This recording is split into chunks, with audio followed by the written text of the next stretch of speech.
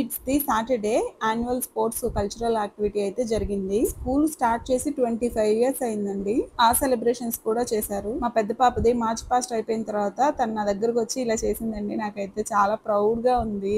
Morning 11 కి వెళ్ళామండి, evening 4:30 వరకు అక్కడే ఉన్నాము. ఇది మా చిన్న పాప డాన్స్ ప్రోగ్రాము. రిబ్బన్ డాన్స్ అంటండి వాళ్ళదైతే. లిరిక్స్ అయితే ఏ పర్ఫార్మెన్స్ కి లేవు. ఇండియాలో ఉన్న ప్రాంతాలన్నిటి కల్చర్స్ అయితే చూపించారండి. డాన్స్ లో హైట్స్ వారీగా నిలబెట్టేటప్పటికి మా ఇద్దరు పిల్లలు డాన్స్ లో లాస్ట్ లోనే నిల్చున్నారు. ఇదైతే మా పెద్ద పాపది కలరిపయట్ కేరళ వాళ్ళది. ఈవెంట్ అయితే గచ్చిబౌలి స్టేడియం లో ఫుట్బాల్ కోర్ట్ లో అయితే జరిగిందండి. మా కిడ్స్ పుణ్యమా అంట గచ్చిబౌలి స్టేడియం కూడా చూసి వచ్చేసాను.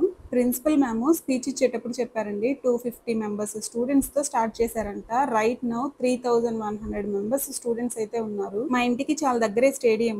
లైవ్ తీసే వాళ్ళ కష్టాలు ఇక్కడ చూసానండి. ఆయన ఎంత కష్టపడుతున్నాడో. ఇంతకీ వీడియో మీకు ఎలా అనిపించిందో కమెంట్ చేయండి. బాయ్.